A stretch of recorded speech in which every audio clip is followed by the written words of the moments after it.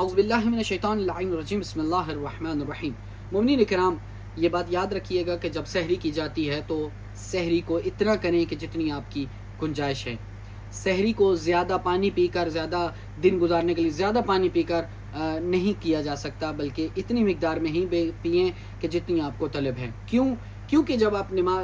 کوئی بندہ اگر سحری کرتا ہے اور سحری کرنے کے بعد مصلی عبادت پہ آ جاتا ہے، وضو کر کے مصلی عبادت پہ آ گئے، نماز پڑھنا شروع کیا اس نے، اور اس وقت اس کے اسٹامک میں اگر کوئی مسئلہ ہوا اور وہ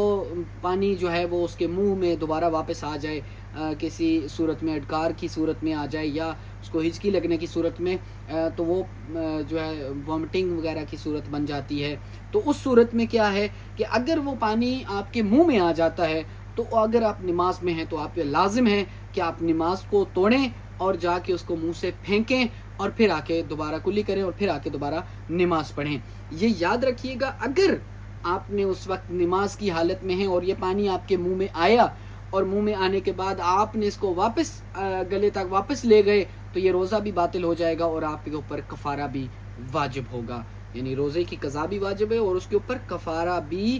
واجب ہو جائے گا۔ لہٰذا اگر ایسی صورت بنتی ہے تو اپنی نماز کو توڑیں اور اس منہ میں آئے ہوئے پانی کو آپ گرائیں گے، منہ سے پھینکیں گے تھوک کر، دوبارہ کلی کر کے پھر آ کے آپ نماز کے لیے کھڑے ہو جائیں گے۔ میں آپ تمام مومنین سے اس بات کے ساتھ اجازت چاہوں گا کہ خداوند عالم ہماری عبادات کو اپنی بارگاہ میں قبول و منظور فرمائے۔ فی امان اللہ، التماس دعا، اللہ حافظ۔